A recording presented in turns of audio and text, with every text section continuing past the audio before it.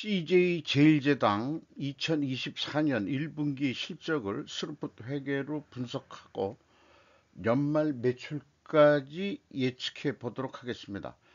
매출은 4.4% 증가했고요. 영업이익은 4.3% 증가했습니다. 재고 회전율은 1.3회전으로 나타나고 PBR은 1이 안 되네요. 0.99 상태입니다. 구독, 좋아요 부탁드리고 필요하시면 1.5배속을 보시기 바랍니다.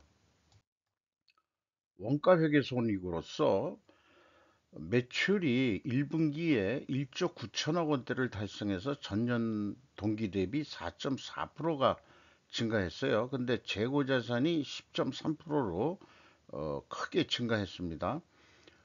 어, 매출 원가가 근데 0.6% 내려갔어요. 그래서 매출 총익이 19% 증가했고 판매관리비하고 대손상곡비 환입이 있네요. 이거 해가지고 6.2% 증가했고 그래서 이 영업이익이 1158억 원으로서 전년 동기 대비 118.3%나 크게 증가했습니다. 요런 그 규모가 클 경우에 매출 원가가 0.6%가 하락을 했는데 그 금액상의 결과는 거의 더블이 넘어서 118.3%가 증가한 그런 좋은 성과를 냈는데 과연 스루풋 회계는 어떻게 분석을 해낼까?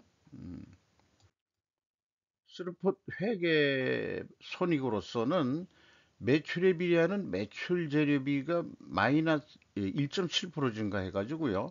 매출 증가율보다 적게 증가한 마이너스 2.7% 갭이 있습니다. 이 마이너스면은 우리가 원재료 및 상품 매입 가격이 하락했다라고 1차 추론을 해볼 수 있겠습니다. 어, 수르풋율이 1.5% 상승했고요. 운영 경비가 8.5%더 증가했습니다. 수르풋율 증가보다 그 운영 경비가 8.5%더 증가했어요. 결과로 그래서 전년도하고 소점 두 자리까지 해더라도 TOE 생산성은 변동이 없고 그래도 그 이렇게 그 계산해 보면은 0.01포인트가 그 하락했습니다. 스루풋 영업이익은 954억 원으로서 4.3% 증가뿐이 안 했어요. 그리고 원가 회계 영업이익보다 204억 원은 적게 이익이 났습니다. 이것은 그 재고가 증가했기 때문에요. 그리고 수르풋율은 1.5% 상승한 거에 비해서 매출 총이익률은 3.6% 이런 차이가 있습니다.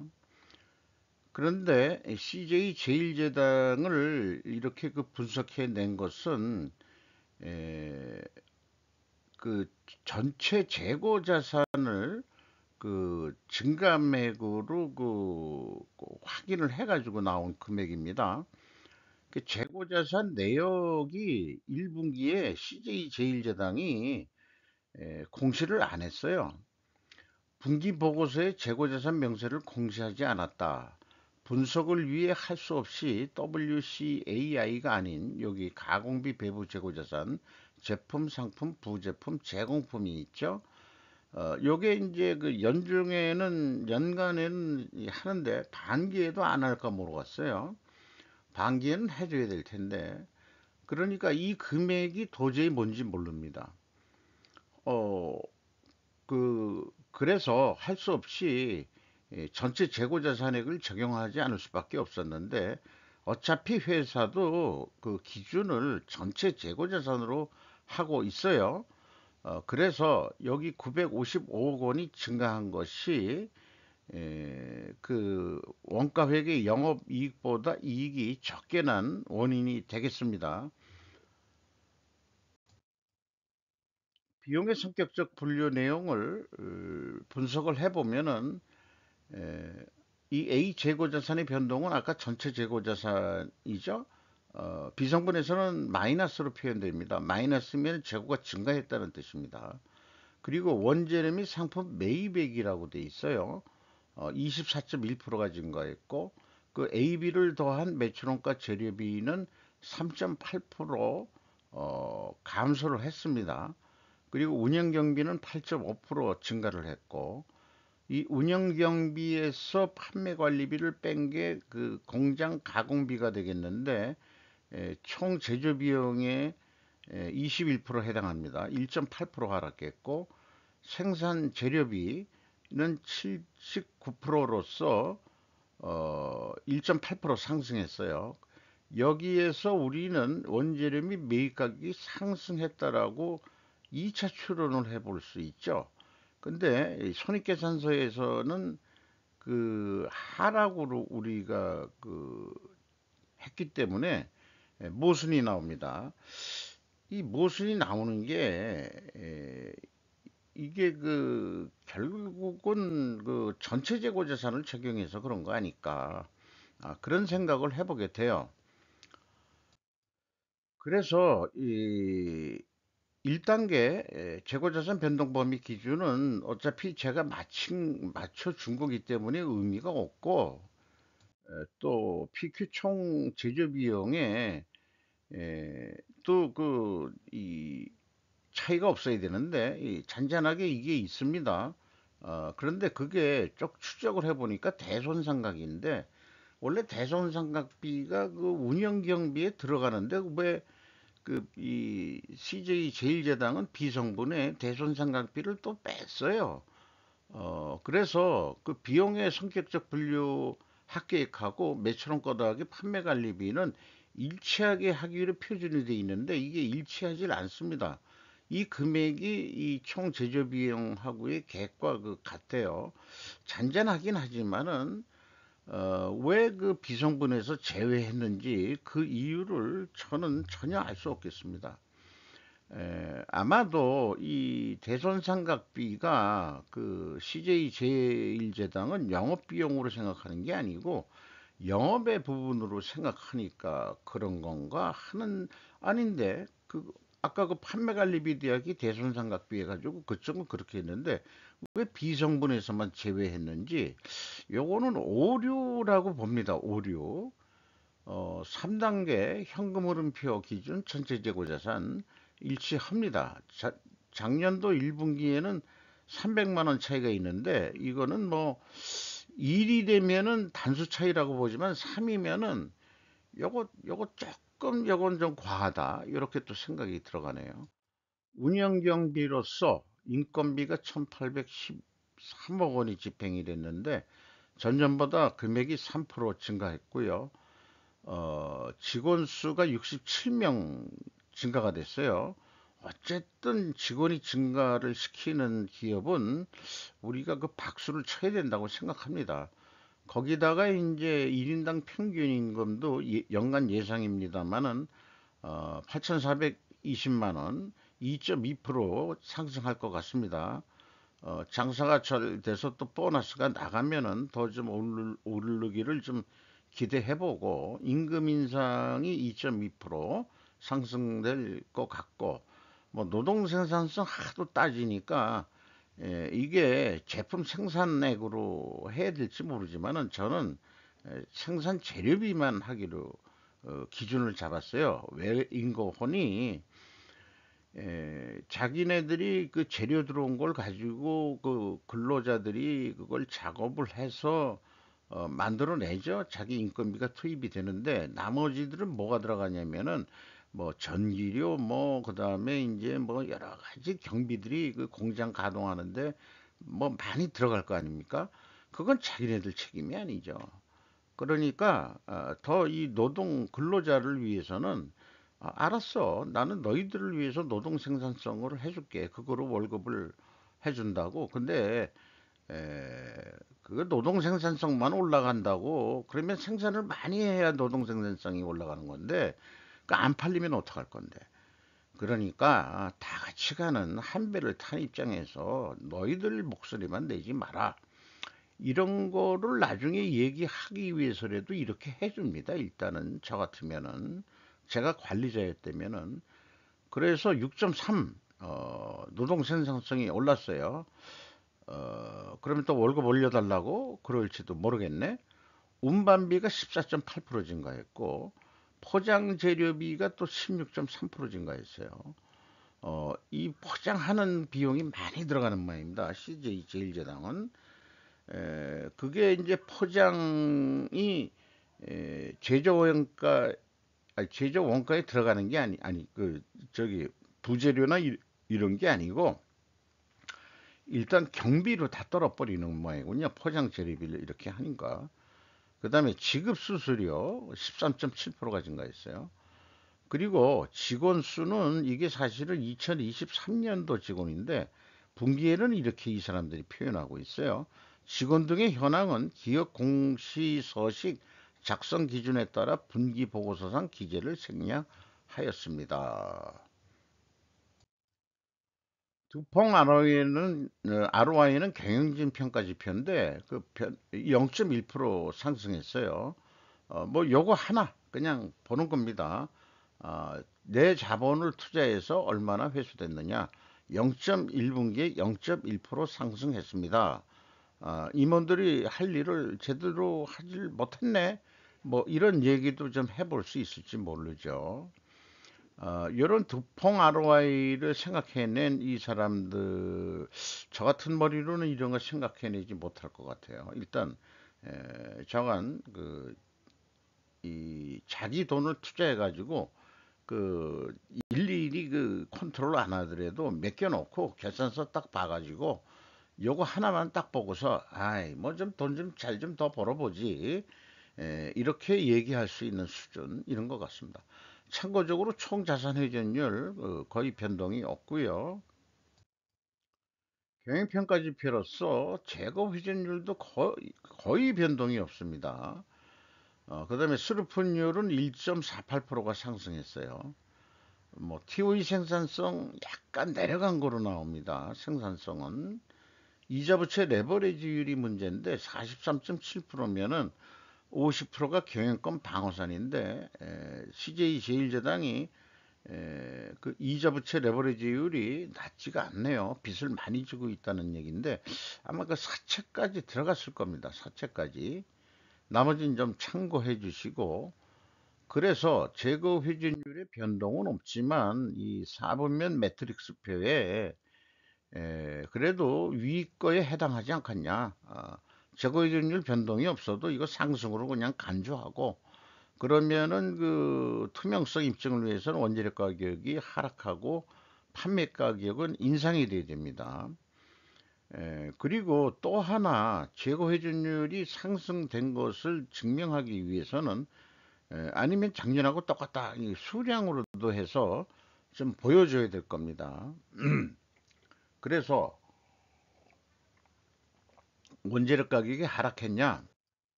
하락했군요. 가중평균까지 한번 해봤어요. 4.4% 하락했습니다.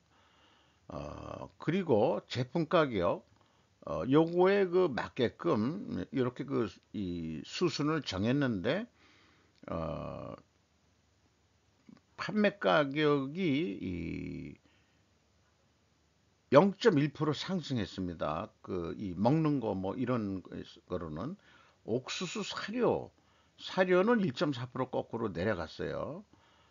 이렇게 되겠습니다.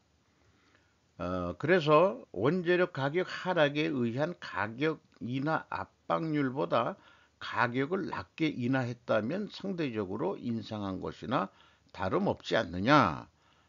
그러니까 요거를 나중에 다 더하면은 사료까지 마이너스 1.4%거든요.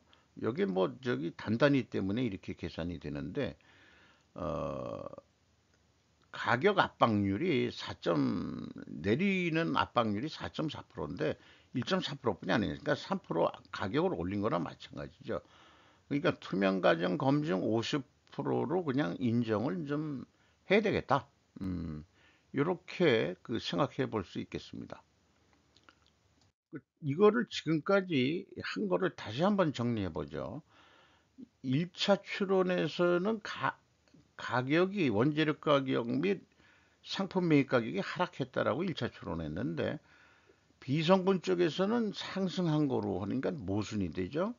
이 모순 해소는 수량 제고 회전율로 할 수밖에 없거든요. 근데 외부에서는 할 방법이 없고, 근데 그 순방향이냐 역방향이냐면 순방향이다 말이죠. 다 그 이 순방향으로 간주합니다. 그러면 원재료 및 상품 가격은 무변동해야 되고 판매 가격은 상승해야 되는데 원재료 가격이 하락했죠. 이건 반대 현상이 나온 거예요. 근데 판매 가격은 상대적 상승을 했다.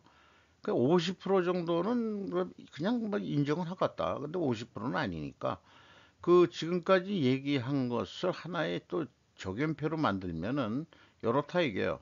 이게 제조 원가 비율까지 감안하면은 어 3.9%, 이 원재료 가격이 4.4% 내렸다 하더라도 어 그 제조 원가 그다 비용이 들어가고 그러니까 3.9%는 내려야 된다.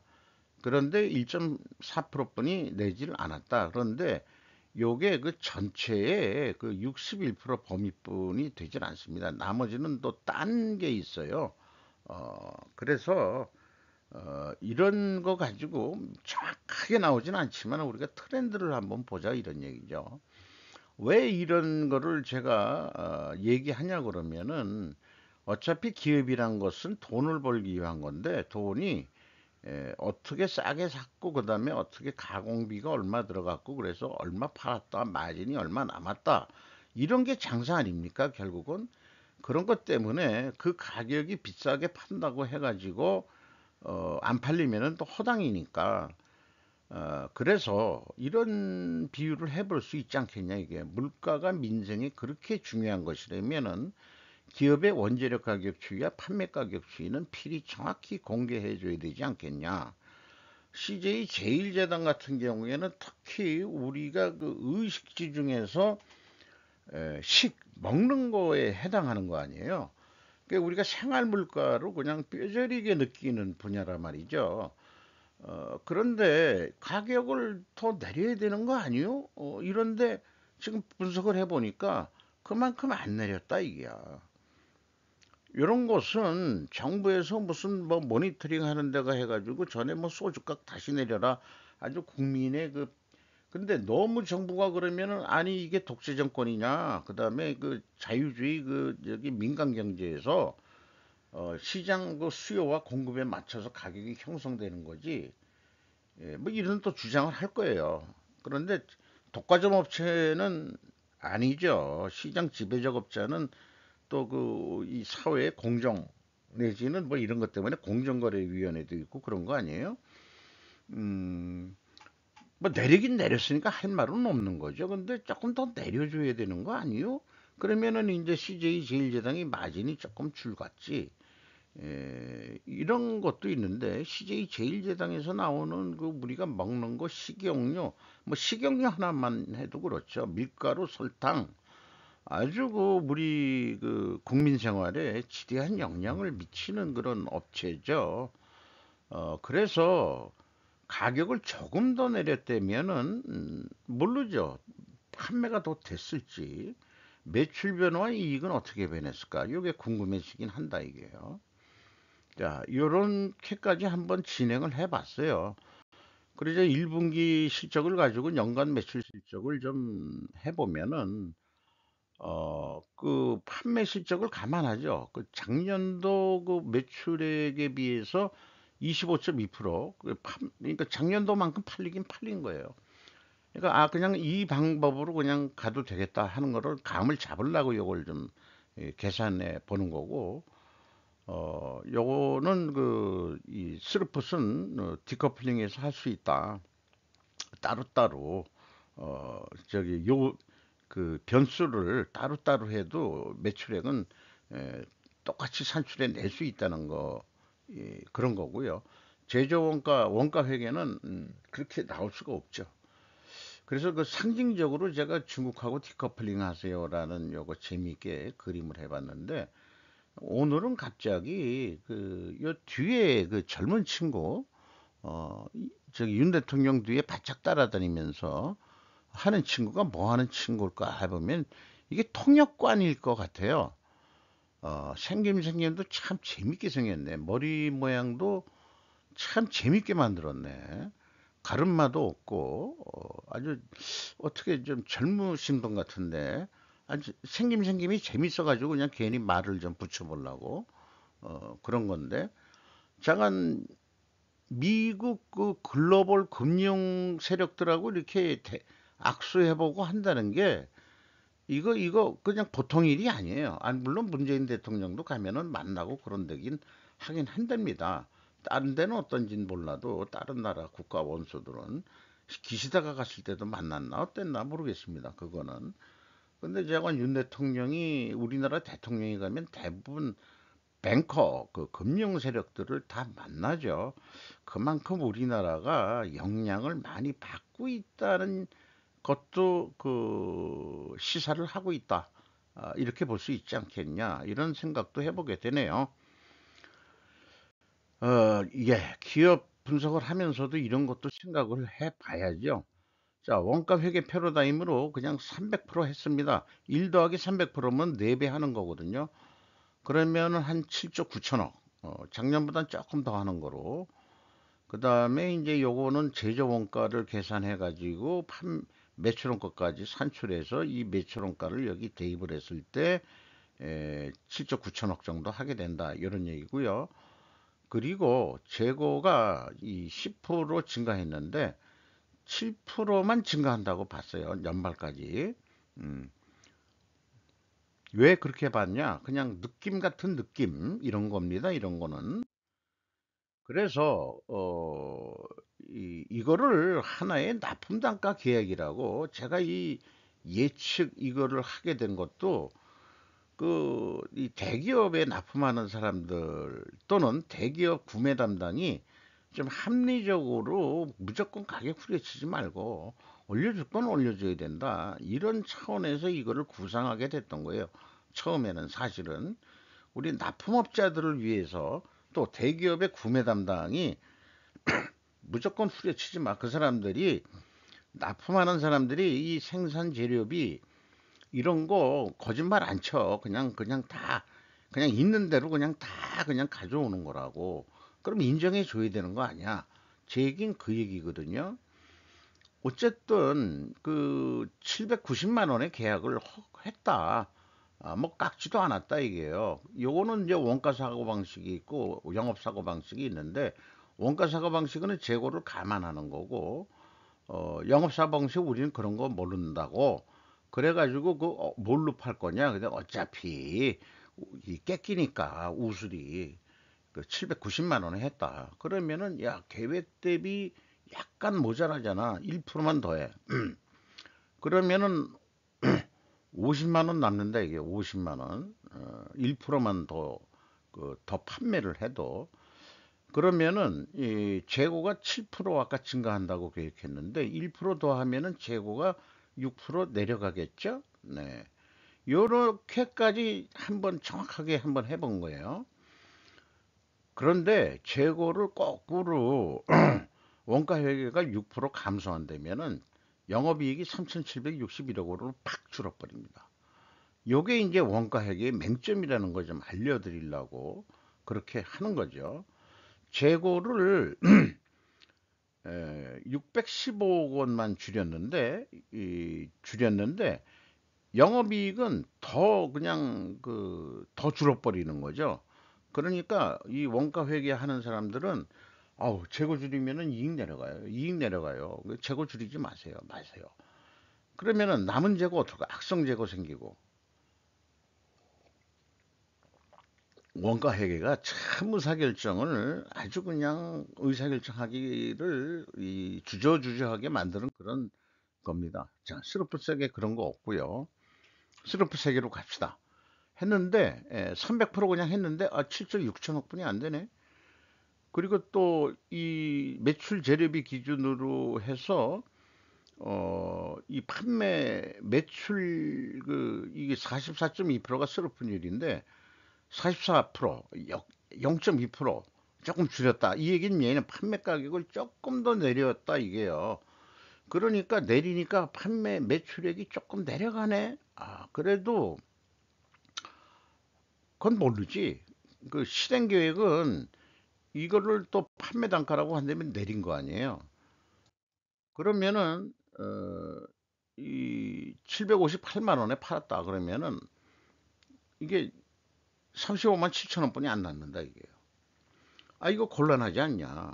재고 회전율을 돌려. 재고 회전율을 돌리면 더 열심히 매출 노력을 하라는 얘기지. 그래서 4.5%. 그러면은 매출에 비례하는 매출 재료비니까 매출 재료비도 4.5% 증가해. 그러면은 더 매출을 노력을 그렇게 하면은 딴 비용 안 들어가서 운영 경비가 약간 증가하겠죠. 얼마만큼 맥시멈 요게 그 운영 경비율이에요. 5위 기준으로 그냥 제가 기준을 정해서 거의 똑같지만은 5위 기준으로 한다 이게요. 운영 경비로. 그래서 맥시멈 1.8%만 더 돈을 투자해봐. 그래가지고 또 좀 판공비도 쓰고 판촉비도 쓰고 뭐 해서 특별 행사도 하고 등등 해가지고 한다 그러면은 이게 그 금액상으로 520억 원이 그 운영 경비가 더 증가합니다. 근데 번 돈은 972억 원을 벌었다. 아, 그래. 그러면은 그 쓴 거보다 한참 더 벌잖아. 진짜 해보자고. 이런 의사결정을 우리가 쉽게 할 수 있다 이 말이에요. 스루퍼는. 어, 그리고 재고가 증가했었죠. 그러면은 스루퍼 회계는 판매가는 원가보다 낮게 나오게 됐어요. 그래서 재고 증가하는 데는 자꾸 그 재고 증가에 들어간 돈을 그 납품하고 그다음에 판매하는 사람들이 자기네가 재고 들인 거를 소비자한테 떠넘긴다 이거 전가하는 거다 이 말이에요. 전가하는 거. 그러니까 재고를 늘린 기업 거는 가격을 깎을 필요는 있어요. 근데 스루풋으로 이렇게 견적을 낸다 그러면은 만약 그런 게 있다면은 깎지 말라 이게요. 인플레이션을 거꾸로 완화하는 그런 기능이 있는데 이런 것까지 이제 제가 생각을 해서 두 가지 경우를 다 그 구매 담당한테 구매 담당도 그 손익을 좀 벌 줄 알아야 되겠죠. 그 판매 구매 단가를 자기네가 그 결정을 하는 거기 때문에 이런 것까지 생각을 해봤습니다. 현금 재무지표 EAT 이 세후 현금 순이익 2,370억을 벌었어요. 2.3% 현금 수익률로 작년도 1.8%보다 돈을 더 벌었어요. 그리고 2번 EMS 사업 활동으로 2,896억 원의 현금이 유출이 됐고 최종 3,808억 원의 현금이 유출이 됐습니다. 어디를 그렇게 또 많이 나갔냐? 어, 그 캐펙스 자본독 투자에는 나간 게 없네요. 그러면 또 뒤에 것도 좀 더 보죠. 그런데 이 CJ 제1자당의 종속기업 및 관계기업 비율이 투하자본 대비 51%가 넘어버렸어요. 이 51%가 넘어버리면은 이 CJ 제1자당의 그 최대 주주가 CJ일 텐데 이 CJ 제1제당이 종속기업의 51%를 또 자기 자본에 투하 자본에 가지고 있다 그러면은 중간 지주회사 성격이 되죠. 자기네가 운영하는 그 순운전 자본 흐름 이게 그 49%뿐이 안 된다는 얘기 아니에요. 그렇다는 얘기고요. 그렇게 채권자한테서 돈이 부족하니까는 2,136억 원을 더 벌었어요. 더 빌렸어요. 그래서 이제 그 올라간 거고 이자도 나간 거겠 있죠. 그리고 또 나름대로 또 이익 배당 안 할 수 없으니까 400억 정도 이익 배당을 했고 그래서 이 자유현금 흐름도 이 빌리면은 결국 이것도 자유현금 이 프리캐시 프로가 1734억 원이 또 유출이 됐다 이렇게 얘기를 할 수 있는 겁니다. 그래서 아까 그 최종 나간 유출 금액에 이 내용 그 금액도 들어간다고 볼 수 있겠죠. 주가는 34만 3,500원으로서 17,500원이 상승했습니다. 어, 그 PBR은 0.99, 그 1이 안 넘네요. 1이 좀 넘었으면 좋겠는데, 그리고 그 CJ가 44.55%, 연금공단 12.42%, 외국인이 25.02%를 가지고 있는데, 아까 그 사업 계획할 때 그 JP 모건, 그 다이먼 회장, JP 모건하고 메릴 린치가 들어와 있습니다. 한국에 관심이 많은 그런 되죠. 자, 우측에 있는 것은 그 주석 내용에 기업을 이거 분석하는데 분기 거에 이렇게 세 군데 정도 좀 불편하게 만드는 게 있습니다. 직원 등의 현황은 기업 공시서식 작성 기준에 따라 뭐 해서 기재생략, 주식의 총수도 기업 공시서식 작성의 분기보고상의 기재생략, 주식의 분포도 기재생략. 요거 그러니까 2023년 말 그 기준 거를 가져온 겁니다. 그걸 참고해. 그래서 이런 생각이 들어요. 기업 공시서식 작성 기준을 누가 정하는 것인지 모르겠으나 최고 상급기관이 금감원이라면 책상머리 출신들이라서 그런 거 아닐까. 이건 규제가 아니라 주주를 모욕하는 것이다. 분기 동안 급변하는 상황은 언제든지 발생할 수 있기 때문에 그거를 작성 기준에 따라서 기재 생략한다. 그러니까 CJ 제일제당 공시하는 애들도 뭘 좀 고객을 생각하고 주주를 생각해봐라. 그런 머리로 이게 아마 그 최상위 상급기관이 금감원이라면은 금감원의 그 최고 수중이 이복현이라고 또 그 검사 출신이라며요. 그 옛날부터 이거는 뭐 이게 정해진 거지. 지금 금감원장은 전혀 관계가 없는데 또 뭔가 이상하게 공격하는 애들은 검사 새끼들이 금융까지 장악하고 있다고 이따위 얘기를 또 하겠지. 그렇게 또 공격의 빌미를 잡을지도 몰라요. 괜히 길어졌는데 이상 마치도록 하고 CJ 제일제당이 조금만 가격을 더 내렸어도 오히려 매출이 더 늘어서 이익이 더 났을 수도 있다. 저는 그런 주장을 하면서 마치도록 하겠습니다.